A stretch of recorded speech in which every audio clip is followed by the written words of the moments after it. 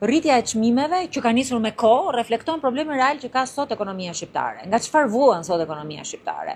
Me kohë kemi thënë që ekonomia sot është bërë një ekonomi e pakicës, një ekonomi e privilegjeve, një ekonomi e cila fatkeqësisht nuk prodhon më.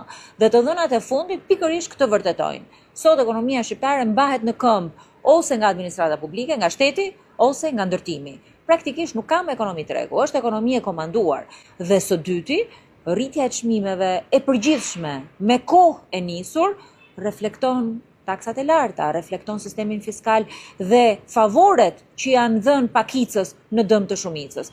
Por le të marrim një shembull të thjeshtë, për shembull, për çmimin e karburantit, i cili pavarësisht çdo propagandë retorike që bën qeveria nuk është duke ulur, fajin e kanë taksat. Për çmimet e produkteve të tryezës, për çmimet e përgjithshme të rritura me 30% vitet e fundit, fajin e kanë taksat.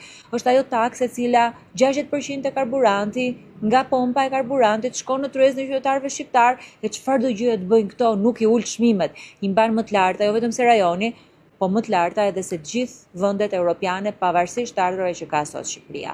Ky është problemi që ka ekonomia sot. Një ekonomi që nuk prodhon, një ekonomi që është e kapur, një ekonomi që jep favore për pakicën, e rëndon me taksa shumicën.